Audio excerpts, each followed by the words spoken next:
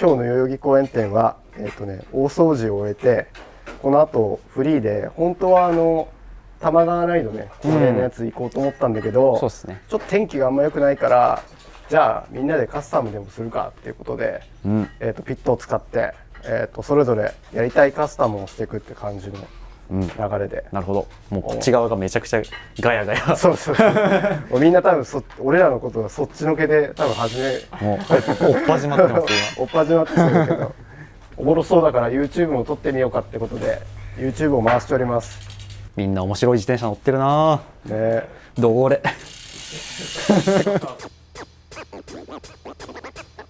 近いからトミーさん何やるんですか？トミーさん何やるんですか？私はなんかみんなカスタムって言ってますけど、もうちょうどこいつが乗り始めてちょうどマジで1年なんですよ。なんでカスタムっていうよりかはちょっとクリーニングでもしてあげようかなみたいな。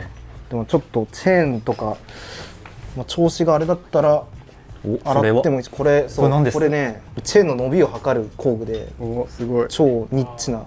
これがガシャンとか入っちゃうと伸びてるんですけど、まだいけるかなって感じなんですけど、ちょっと気分変えたいからゴールドのチェーンとかに変えちゃおうかなみたいなそれに伴ってこの辺をクリーニングしようかなみたいな感じでございます。ギア周りをリフレッシュかなり変わるんでいいね。はい、ご期待。はい、2024年一番乗ったチャリ。そうですね、これは間違いなくそうですね。横にカリカリさんいるから、カリカリさんカリカリさんがなんか自転車ひっくり返してるただごとじゃないただごとじゃないですね。ちょっとピットがもう窮屈すぎるんで僕はオニキスハブ組んで大体もう2ヶ月ちょいぐらい経ったかなと思ってて、お客様には1ヶ月で点検させてください言ってるんですけど、自分たちのチャリとなかなかやる暇なかったりとか、そうだよね。フレ取りしてブレーキのタッチをもうちょっと気持ちよくしたいんで、その辺の細かいところですけど、あんま大きいカスタムではないですけど、その辺をちょっとやろうかなって感じで。特に何か変えたりはしない。予定は今日はないです。メンテナンス。メンテぐらい。お客さんの作業する時とかはね、厳密にやりたい時とか、タイヤ外してテンション見てセンター出してっていうのもやるけどね。もちろん自転車を逆さまにはもちろんしないです。自分チャリなんで今日は。でもカリカリのフォーマーは2024年最も乗ったって感じ？最も乗りましたね、本当に。なんかこれしか逆に乗ってなくて、後半ちょっとマッシュも乗ったりしたんですけど、全体感で言ったらもうフォーマーがやっぱ一番多かったですね。イメージあるわ。組んだ時からもうアルバスタッシュ全然変わってないね。全然変わってないです。本当だ。ドロップとかもしてみたいんですけど、やっぱこのハンドルが好きすぎるというか、やっぱかっこいいし、自分的にも乗りにくさとか全然感じてなくて、変態さんですね。ぴったり当たったんでいや、わかるけど変態さんですね。これから変えるつもりないっていうと、なんかカスタムするとこがないのかなみたいな感じで、なんか面白くないやつみたいになりそうですけど、本当に気に入って乗ってて。逆に今リベンデルでさ、アルバスタッシュつけられる車種って結構限られてるもんね。そうですね。フォーマーとかロディーニとかサムね。その辺がやっぱりつけられる車種が少ないんで。意外とそうだよね。なんかそんな感じする。意外と。カリカリのタイヤがめくられました。触れてるのかどれくらい。こんだけ。ちょっとだね。ちょっと左に触れてるぐらい。今のとこ何点？今のとこちょっとなんていうか難しいな。50点ぐらい。50点ぐらい。あ、じゃあ50点加点していくってことね。50点加点して。そんな感じです。はい。もうどんどん進んじゃってる。そうですね。なんかもうすでにハンドル外れてるけど。サンバどこ行ったの？サンバさんですか？僕ですね。サンバです。もうハンドルぶら下がってる。自転車は何ですか？自転車はブラックマウンテンのラカブラ。おお。ちょっと最初のやつ一回最初のやつ。最初のやつ。これこうでしたっていう。こうでした。これを引っこ抜いて。これにしたい。結構大掛かり。ちゃんとカスタム。いやもう今しかないって思って。そっか。ドロップにすんの？ドロップにしようかなって思ってます。ちょっとステム長そうな。ステム長いですかね。80ミリ。そんなことない。長いかな。そんなもんか。もともと120ミリとかのステムつけてたんですよ、フラットバーで。なのでちょっとどうだろう。谷さん印のここは結構長いか、ね。そう、オールロードバー。オールロードバー。そうですね。ここのなんていうんですか、ここリーチ長めなんで、こっちがいいかなと思って一応こっちも137だっけ。M137、 SS まあダートドロなんだ、グラベルっぽい感じ。そう。ハンドル幅どうするの？ハンドル幅はまあ500ぐらいあった方がいいのかなみたいな。これ520です。520か。これ500。120ぐらいがいいかもね。520ぐらいいいですか。 40でもいいけど。先輩の言うことはちゃんと聞いてくれて。ステムも長いですから。今お伺いが長い。入って長そう。なんか137なら80良ですかね。さそうのはまだわかんないな。わかんないですかわかんね。ないけど。確かに。どうだろうな。ちょっとそもそもフラットからドロップに変えたいって思ったのは何かきっかけはあるんですか？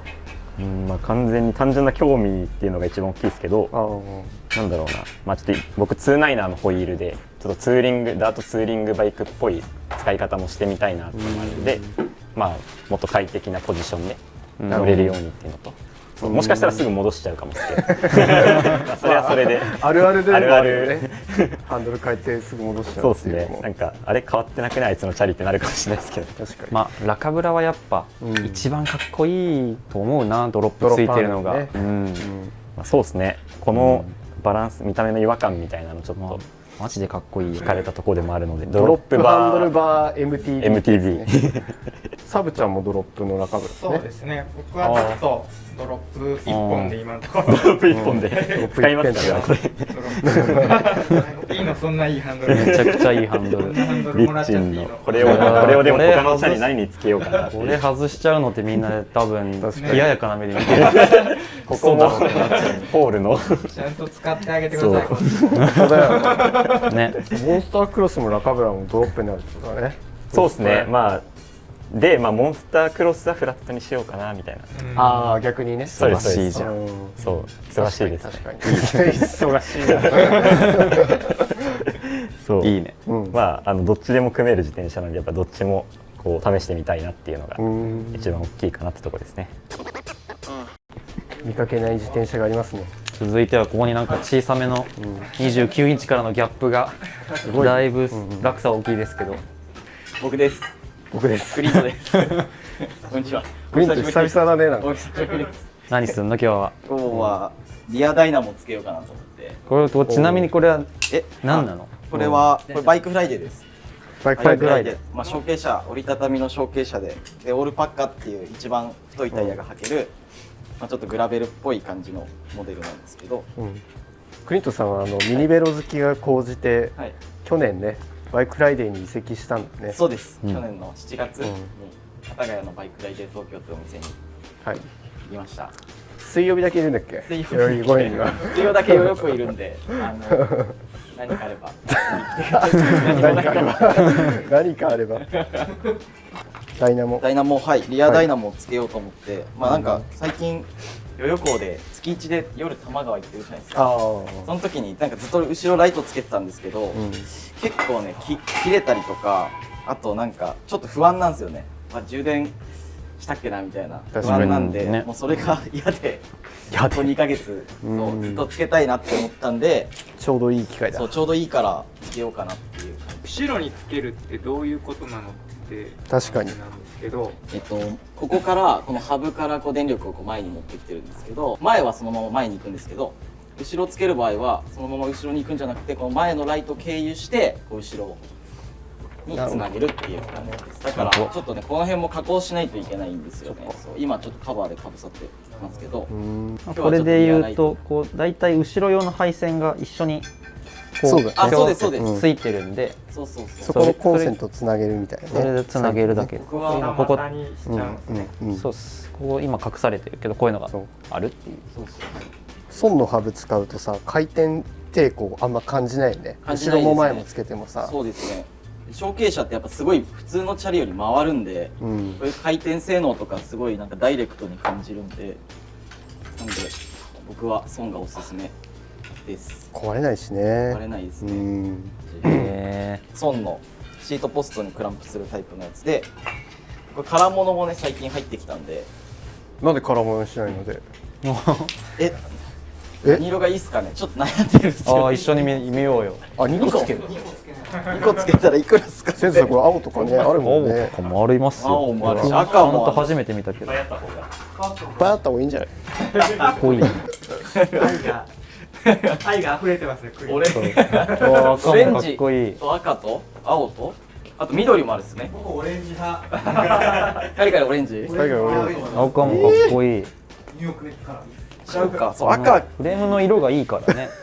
色物だったらね赤か青。いややばでも青どっちがいいかな。全部いい。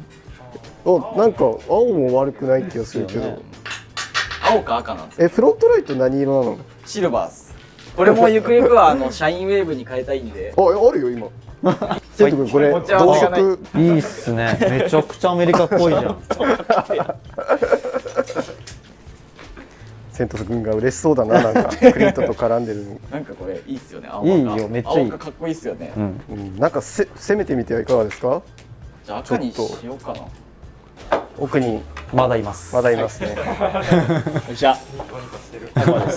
たくま。たくまくん。たくまくんです。サーリークロスチェック。そうですね、うんまあ、今日はタイヤを前後変えるのと、うんフェンダーをつけちゃおうかなとフェンダーね思いまして、つけちゃうんだ。そうなんです。おフェンダーこういうちゃんと、ちゃんとしてるんですかね。ちゃんとしてるやつとちゃんとしてるやつ簡単なやつの中間ぐらいですかまあフルフェンダーと簡易フェンダーの中間ぐらいなるほど。ですね。ネジでこう組み込まないであ、そうです。簡易バンをドで取り付けるタイプってそういうことねタイプです。うん最初取り付けようと思ったんですけど、後ろのタイヤが太すぎてつかなくて、でなんか最近ちょっとこういうゴツゴツしたタイヤよりもなんかこっちは普通のタイヤにしようかなと思って、タイヤはそうです。40C のブロックタイヤついてたんですけど、うんうんうん今32のグラベルキングに履き替えて、これだったら転がりも良くなるしフェンダーも履けるだろうなと思って、なるほどね。これがちょっと前々からスパ変わります。ートサムこれ何 C？これ40ですね。 40か。珍しいタイヤ履いてんね。珍しいタイヤだよね。あそんなんあったんだっていうか。そうなんですよ。やばいね。固定なんだね。本当だ。固定にしてます。でもやっぱ普段乗り考えるとフリーでいいかなっていう。それは買えないの？今日は買えない。今日は一旦固定にしすごいねようと思います。。結構年季入ってそうだけど、クロシェック何年乗ってるこれ？今もう7年になりますかね。 7年目目になろうとして、最初新新車で買って今持ってるチャリの中で一番古いですね。そっか。そうです。純正色。純正色です。純正色か。マイミルクシェイクっていう色だったとあ思うんですよ。ったね。あったかも。ベージュみたいな。もう7年乗ってますけど、未だに飽きずにやりたいことがどんどん出てきて楽しいですね。なるほど。何でも受け入れてくれる感じがやっぱりすごい楽しいですね。よく仕様変わってる気がする。確かにね、結構頻繁にカスタムしてるよね。そうですね。クロシェック。ギアードあった時もありますし、なんかドロップアンドあった時もありますし、まだやっぱハンドル変えたいなとか全然ありますね。サーリーバイクスイズアカルトって書いてある。これなんかお店に来たアメリカ人のお客さんがなんかフラッとレジに来てこれやるよって言ってくれたんですけど、もう最高ですね。サーリー乗り。そうか。このステッカーはなんだっけ？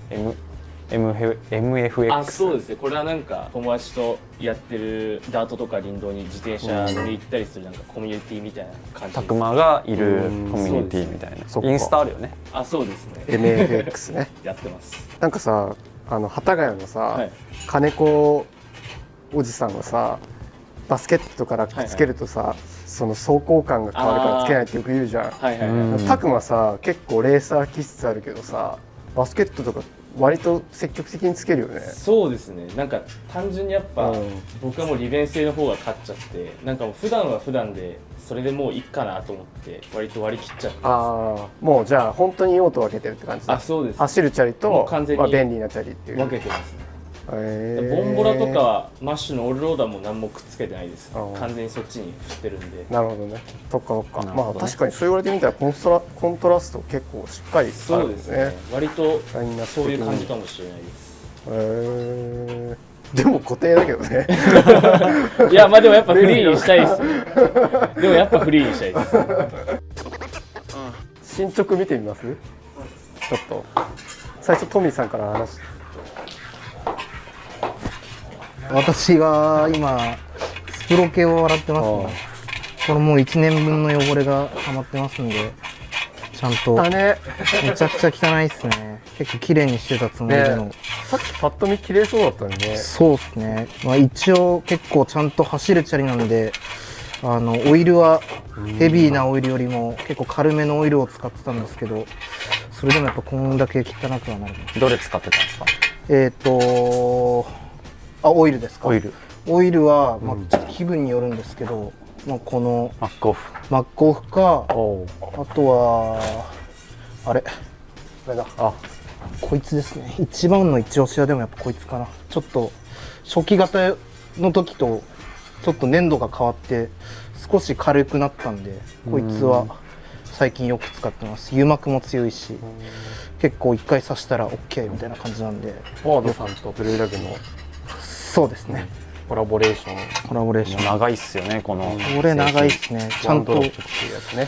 ブラッシュアップされてる感じも非常に良い。これはアフターですね。こっちアフターです。何で洗ってんすか？今ちょっと一部パーツクリーナーってやつを使いつつも、これちょっと今ラベルがないんですけど、ガーキンアルファっていうあれですね。持ってきましょうか。持ってきてもらったことかな。ビフォーですね。めっちゃ汚い。もうチェーンリングを洗ったんで、チェーンリングを舐めれるぐらい汚い。これですね。トミー、これね、すごい好きなんですよね。ピプロスさんね。これいいんですよ、すごい。これはスプレーとかじゃなくて、もうそうですね。もうジャバジャバって使うタイプ。漬け込むみたいな。で本当に頑固な汚れの時は漬け込んどいて後から磨くみたいなことすると非常に良いです。 GRX のさ、このチェーンリングをさ46丁にそうだ、してましたね。そう最初ついてるの40か42ですもんね。40か42だよね。グラベルコンポでさ、ちょっとスピード出したい人ってさ、これ結構解決になるよね。結構これは見つけたと思いましたね。結構今お客様でも続いてます、このカスタムが。トミーがこれやり始めてから俺もなんかお客さんに勧めるようになった。マジでウルフトゥースありがとうでしかないね。本当だよね。 GRX でちょっとギア軽いなと思ったらフロントチェーンリングを変えると、なおよしという。だってもうこのクランクにしかつかないですかね、このチェーンリング。そうだよね。 GRX 用だもんね。素敵すぎてちょっと、それだけちょっとうふってなりますけどね。結構パッと見わかんないけど、こういうところなんかよくよく見ると考えてんなと思う。タイムが古い。そしてタイムが古いっすね。相当古い。まだ使えるのこれ。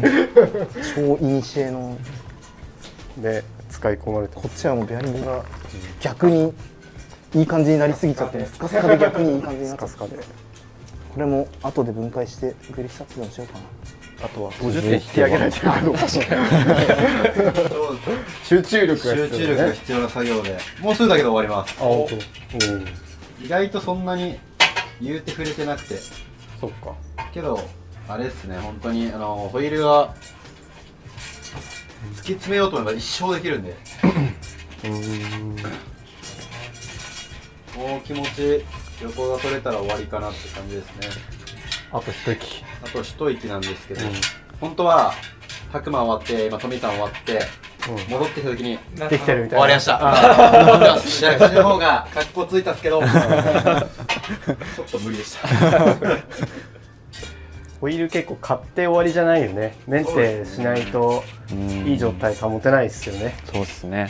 特に最初がこの今の 2,3 ヶ月の時期に調整するのが大事ですね。カリカリキャンプアウトの時さ、カザデロの何試合したんだっけあれ。50入れたのか。ホーマーに50入ったんですごいよね。まあリムもアレックスレスかもしれないですけど、ね、環境がね。今コンタクトスピード今めちゃくちゃ普通に細いやつ。もうちょい気持ちで太い方がいいのかもですけど、なんかスピード性、このくらいがいいよね。このくらいがなんか気持ちいいですよね。ホーマーは。あちらの方ではね、3人座り込んでサンバなんかをサンバネットサーフィンしてます。ちょっとハンドルの角ブログ読んでる。谷さんのブログをダメだよ。谷さんのブログをブログ読んでんの？ちょっといやどうやったらかっこよくつくんだろうなるほどなるほど。秋正先生の秋正先生のトとツの話のやつね。トとツの話ですね。これはそうだ。結局オールロード確かにこっちになりました。なんオールロードバーになかったんだつけてみて、なんか幅広くてかっこいいかなみたいな。サブさんのブログでもなんか中村には目いっぱいワイドなドロハンが似合うみたいな書かれてたと思うんで、先輩の言うことを聞いて点も短くしましたし520なるほど。そうですね。だからドロップでもタオルラックバーとかもそうですけど、やっぱここまで広いと本当ドロップとは思えないぐらい荒れ道でも行けちゃったりするんですよね。なるほど。でちゃんとドロップ通りのスピード感もはいはいはい。なるほど。ポジション出せるんでいいと思ってます。美味しいところで上手ですね。美味しいです。美味しどっちも欲しいい美味しいバイクになってくれるかな。昔はなんか肩幅とさ、いやそうですね。よくあったじゃない。420いや僕ですとか。380とか使ってましたけど肩よりちっちゃいやつ使ってましたけどサムちゃん結構あれだもんね。もともとはロードバイクですよねロードバイクとか好きだったんで、そっちから入って今やもう信じられない幅にできる限り広いのがいいんだ。一番広いやつにしろって言って。やば。まあいろんなチャリがねあいやりますからそうですね。まあそうですねそれぞれね、敵だって今ロード屋さんはまた逆に細いの。あそうですよね今。うん。確かに確かにね速い人が狭いとね、狭くなっちゃうからねみんな我々とはちょっと違う世界の自転車屋さんは。あ、そっか。クランパーだからあれか。ワイヤー引きのこれ STI をつける。そうです。これを見越してショートプールの方にしておいたんですよ。ああ、クレバー。ブレーキレバーはラブレバーで V ブレーキ用なんですけど、ちょっと無茶してショートプールのにしといたので、ワイヤー張ればできるっていう。俺も落下ブラ油圧にしない理由はこれ。ああ、そうですよね。絶対ハンドル変えるもんね。はいはいはい。僕も絶対変えるだろうなって思ったんで、いかに楽に変えれるかっていう。それが今ですね。お客さんがまあ持ってきてもうまくいけば即日返せるもんね。そうですね。確かに確かに。油圧だとそうはいかないですよね。一回組み込んじゃったらね、結構スイッチ簡単だしね。そうですね。このもうズボってワイヤーごと抜いちゃえば。しかし汚い。この間ライドに行ってきたまま千葉あそこ行って以来か。そうです。千葉にオフロード行って以来。そうですそうですそうです。これぐらいドロンコがでもね、かっこいい。いいですね。そうですね。マウンテンっぽい。使ってなんぼなんで。そう洗いたくないって感じですけど。テントさんなんかあれ面白そう。ここになんか迷える人がいるんですけど。あ大変そうこれ。俺折りたたまなくちゃいけないんですよね。そっか。そうだからなるほど。何も考えずにつけようと思ったんですけど、結構取り回し。畳んだらビーンってなって切れちゃう。畳んだらここがねパタンって折りたたまるんですよね。ここが曲がるからね。そうだからこっち通すか。下にワイヤーガイドついてるんで、ワイヤーと一緒にねタイラップで止めちゃえばいいかなと。でもこのこう折りたたんでも多分大丈夫。全部緩んでいく方向にはなるのか。そうですね。貼るよりは。そっかそっかそっか。なるほどね。これ多分すごい行動してるね。じゃあピーンと貼っといても別に大丈夫なんだ。大丈夫です。これむしろ貼っといて曲げたら緩むんで。ああなるほど。じゃあ全然そんな。お尻も大丈夫だし、これが多分一番いいかもしれないです。なるほど。折りたたみだとこういうのがちょいちょいやっぱ出てくるんで。まあでもそれが面白いよね。そうですね。メカニックはね。これをいかにね綺麗にかね。処理するかね。もう最近これしか乗ってないの。本当にこれしか乗ってないかもしれない。ちょっと砂利道とか得意なバイクなんですけど、街乗りでも乗りやすいようにどうにかしてこう。いろいろ試してるよね。タイヤもめちゃくちゃ変わってるもんね。変わってますね。めっちゃ買ってますね。3ペア目3ペア目。3ペア目です。これはそう 1.95 のちょっとスリックっぽいやつにしてますね。この前カルトのめっちゃ太い BMX タイヤだったっけ？そうです。あれが 2.4 ぐらいだったんですけど、やっぱちょい細の方がやっぱオンロード走りやすいなるほどかなと思いつつ、ちょっと試してみたいのもありつつ、なんかねオールパッカーだと 2.0 以下はなんか BB のハイトが低くなって、そういうペダルがヒットするから使わないでくださいってなんか言ってるんですよね。だからまあギリギリ 2.0。まあ、確かに小径の中でもアドベンチャーライドしたい人向けってことだから、そうですね。まあ、割とデフォルトで太いタイヤ履かないといけないってこそうですね。そうですね。でも今割といい感じです。いい感じ操作性も良くなって。と。タクもでも意外ともうフェンダーがもう終わりそうだ。もうちょいですかね。で後ろももう今タイヤはめたんで、まあ、あとは固定して。止める箇所としてはここにそうです、ここのフェンダーの穴1本と、あとここに固定の2本そうですねやつがあるんで、であとこでこバンドで止めれば、そうですね、なるほど。いけるって感じです。簡単だね。そうです。簡単でもないなこれでも。あ、でも意外となんかその1回目トライしようと思った時になんかこうステーをなんかすごい無理くり曲げないといけなさそうこだな。れじゃあ手曲げしてるってこと？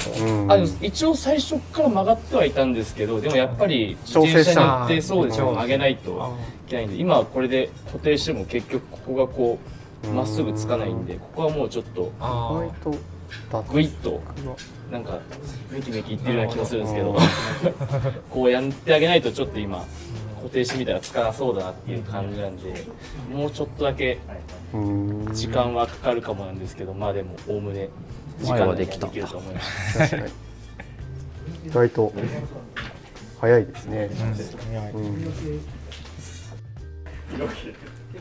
参考までに。セット君に見てもらったら第三者機関に大丈夫？公平な第三者機関がもうちょっといけるかな。もう一声。もうちょいいけるよね。一瞬セット君今何点でした？92点ぐらいは。92点。92点ぐらい。あと8点いけるってシビアやなセント君。人のやつはシビアやぞ。ああ確かに。あと8点上がれるか。直々の師匠に言われたらもうやるしかないな。簡単な手直しだったら30分ぐらいで終わるよね。そうですね。ちょっと込み入ってやると結構でも終わりないよね。確かに。オイル組のこそうのですね。精度出すって一生取れますもんね。一生取れるよね。まあ、特にこういうノンディスクのギア付きは一番、まあ、時間かかりやすい。確かに。めっちゃ綺麗になってる。マジで新品みたいになってる。ねやば。メンテナンスこそ一番のカスタムだから確かに。ちょっとよくわかんないですけどね、いいパー使っててそうだから本当に。確かに新品みたいだ。新品みたいですよね。開けた時みたいな面してる。開けた時。本当だ。開けた時みたいな。あでも確かに開けた時っすそうだよね。結構今見て感動したんだけど。なんかマットな質感が。だから見てみて。わ、すげえ。どんな状態今？うわ、すごっ。そこ開けた時だよ。そこ言うの開けた時だよ。全員待ってたんですよすげえすごが出ちゃいました。今。わかりやすいもう。したのにね。パスがもうコロコロコロコロって目の前に。綺麗すぎて。蹴るだけだった。あと切るだけだったみたいな。なんだよ。そのまま駆け抜けていった。でこれつけます。なんか一応まだ使えそうだったけどなんか金にしますやっぱり。トミーのそのバーテープってアクリル？これはコットンです。これねあれなんですよ。ここがアクリルの黒巻いてあってこっちコットンなんですよ。全然違う。絶対違うじゃんって思うじゃないですか。ここ黒なんですよ。だからこれがコットンの黒で同じ期間なんでこんだけ変化が。味が欲しい人はコットンだね。そう味が欲しい人。わかりやすい。わかりやすい。なんかマッシュのディランがもうずっと同じバーテープずっと同じバーテープで使ってるじゃないですか。あれもう向こう側のもうこれと同じ色に同じ色なんですよね。あ、そうなんだ。あっち側に行っちゃってる。ディラン・バフィントンね。ディラン・バフィントンとバフィントンマッシュの気にしなちゃ悪なくていけるでしょ。ああ全然気分変わるわこれ。ブリンブリンですね。ブリンブリンですね。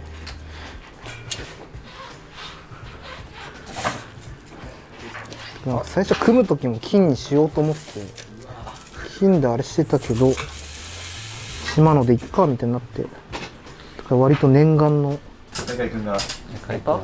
できた。いいですね。あーよかったです。無事無無事完成。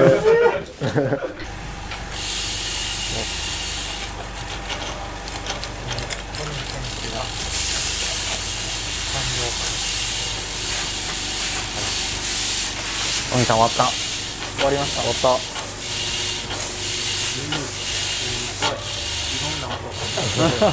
た。いろんな音が。気持ちいい。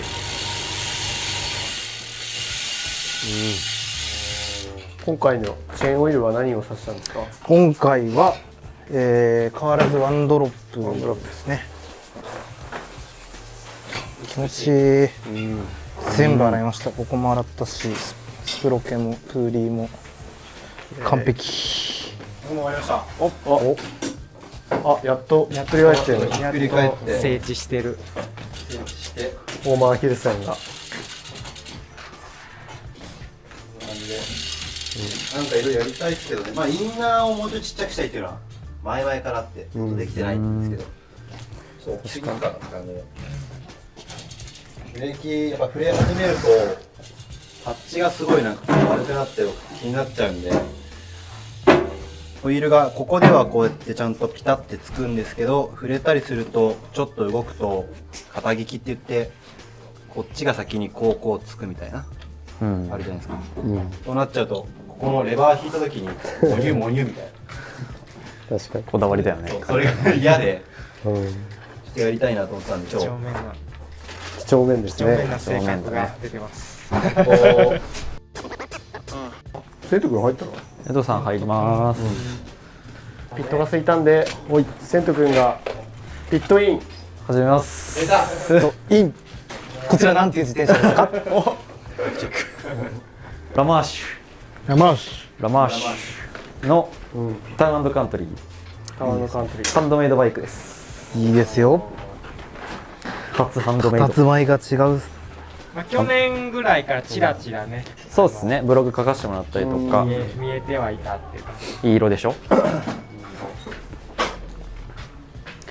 トム・ラマーシュって人が一人で作ってくれてる。ハンドメイドバイクと言われるジャンルですね。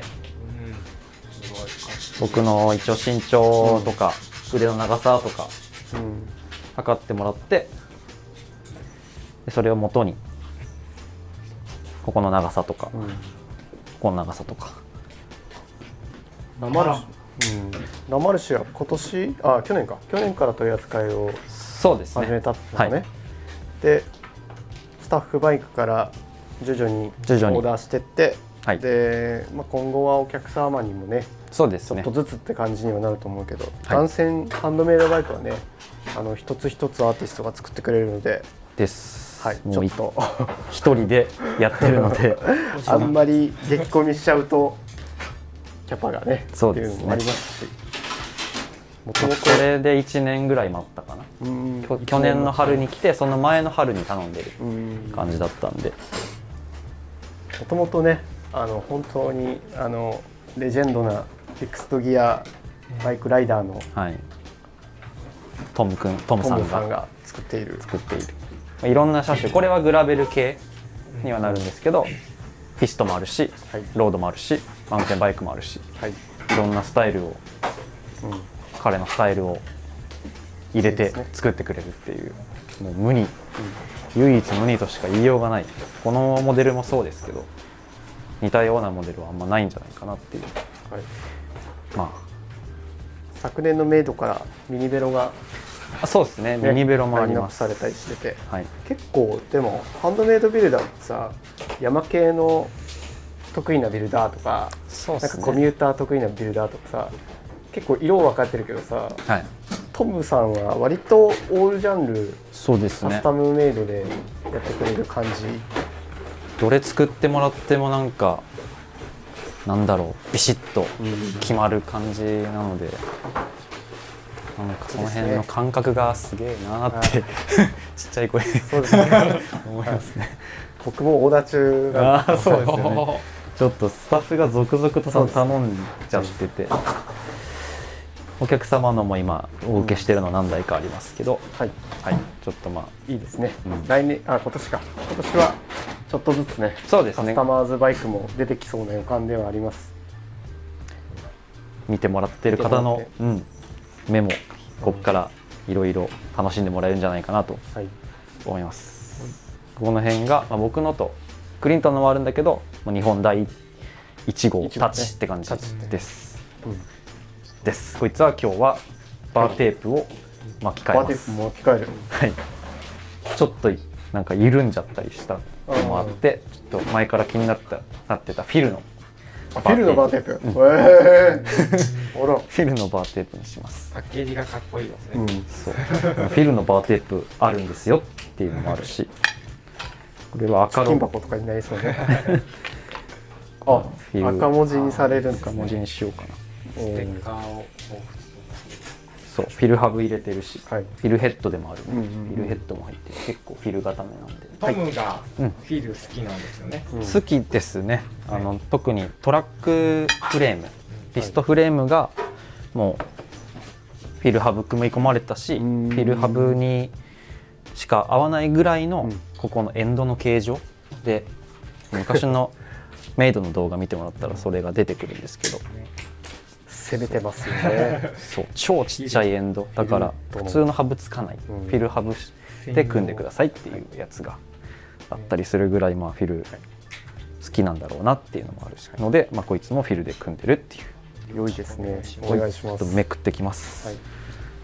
なんか出張のさ記憶が残ってるんいや本当にそうです。本当ですか。フィルもだしさ、あの時巡ったあの時巡ったブランドだよね。まあ、タイヤもねダイナミコダイナ入ってるし、ミコチームにもそう感謝だね。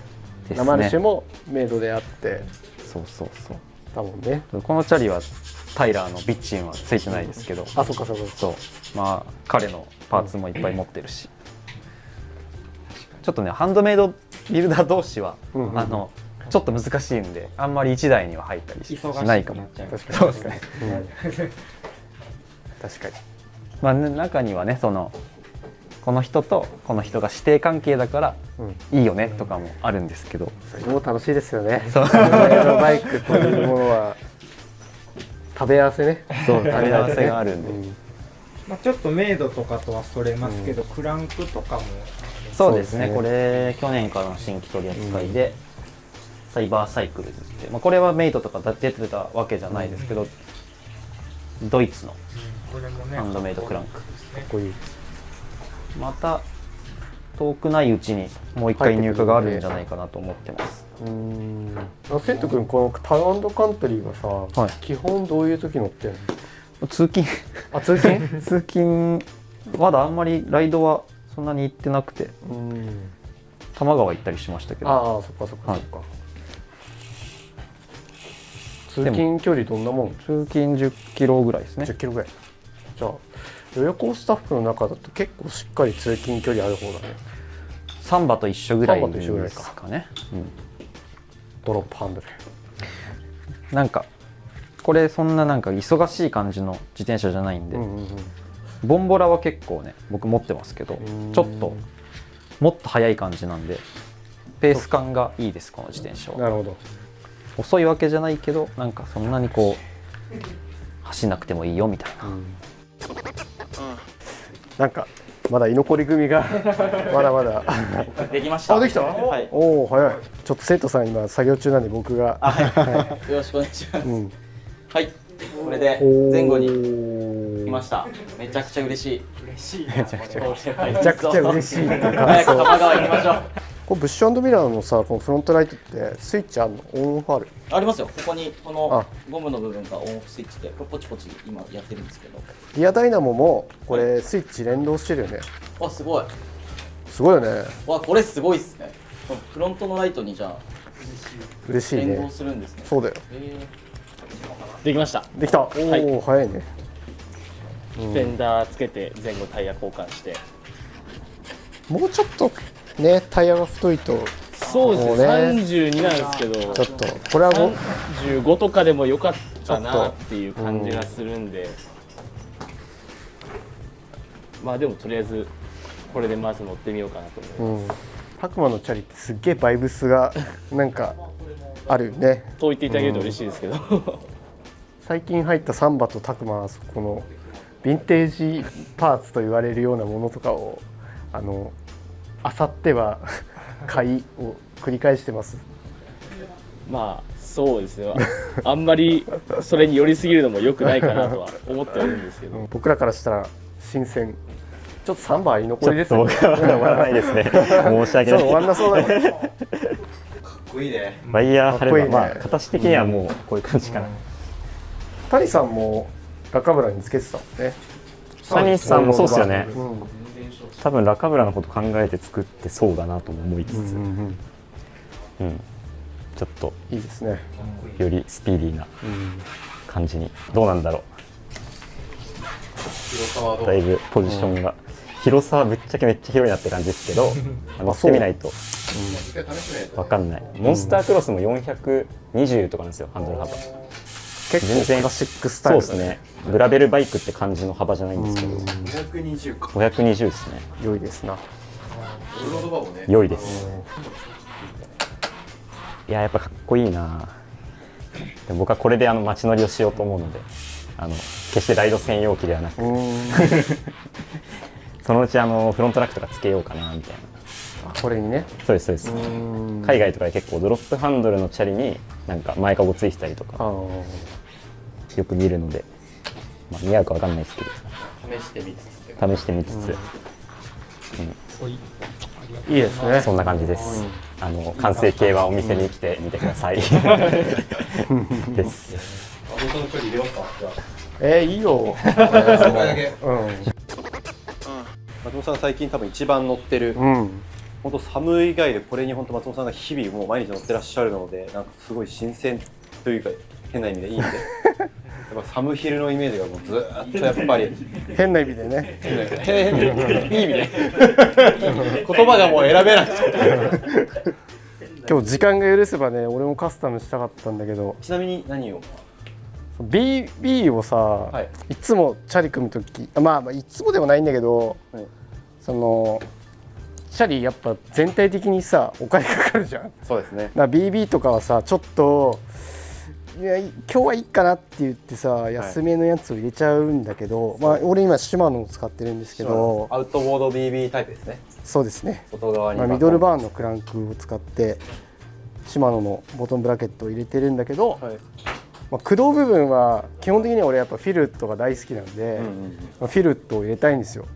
フィルットのこのアウトボード BB、 輝かしいこれは俺サムヒルボーンで、フィルットの BB 使って誕生日プレゼントでみんなにもらったんだけど、そうっすよね。それまではなんか自分で買うのはちょっとハードルが高いっていうか、ハブはなんか所有欲を満たすじゃん。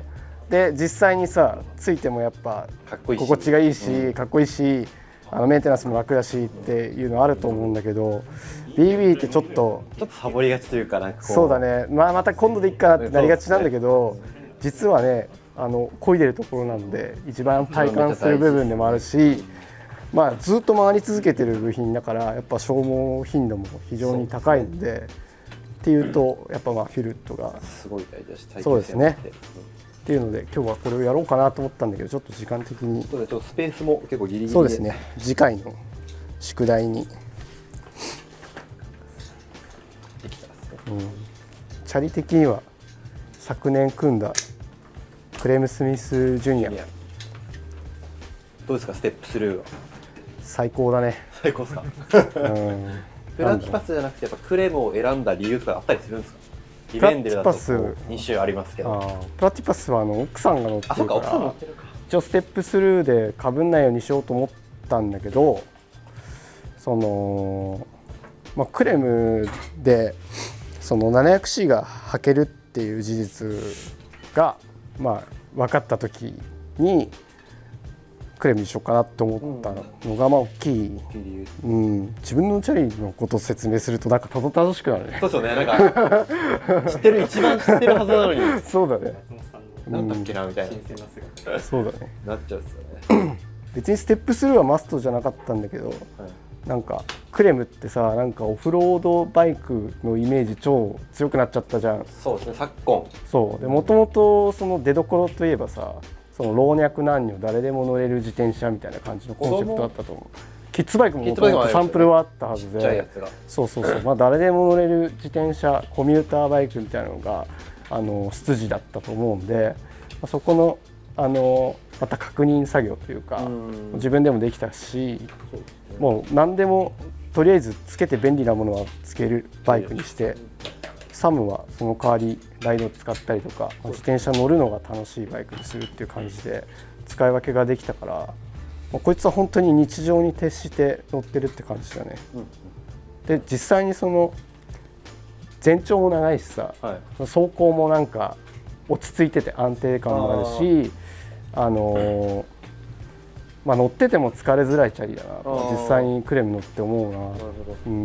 まあ、柔らかめだしね。そうですね、だいぶ柔らかいですよね。実はプラッティよりクレムの方が柔らかくて穏やかな乗り心地なんで、まあ、スポーツバイクとかちょっと久々だしとか初めてだしっていう人とかも、まあ、割と抵抗なく乗れちゃうのかなと思います。ここまでね、フェンダーもほんとついて、カゴもついてってなると、もう本当に日常ではもう一番もう調子いいですよね。乗りやすいしね。組んでからは多分あんま変わってないけど、ダイナモやっぱみんなでね、夜玉川ライド行くから、まあ、それを追加したのと、ね、かっこいいぐらいかな。次はじゃあ、なんかこれもカスタム回もちょっと定例っぽくできたらいいねみたいな話もあったんで、次松本さんのぶつけてOBB ちょっと次回やな。次回、サンバと居残りですね。そうですね、サンバと居残りしてちょっとつけるかもしれない。そんな感じです。 BB はいいですよ。簡単にアウトボードは BB いいよね。私10年以上使ってますからね。そう、こういうところとかちょっと黒入ってるのがなんかいいですよね。あんまみんなしないですけどかっこいい。そうだね。結構シルバーでもう置きがちだけど、こういうところいいですね。これはね、シークレットです。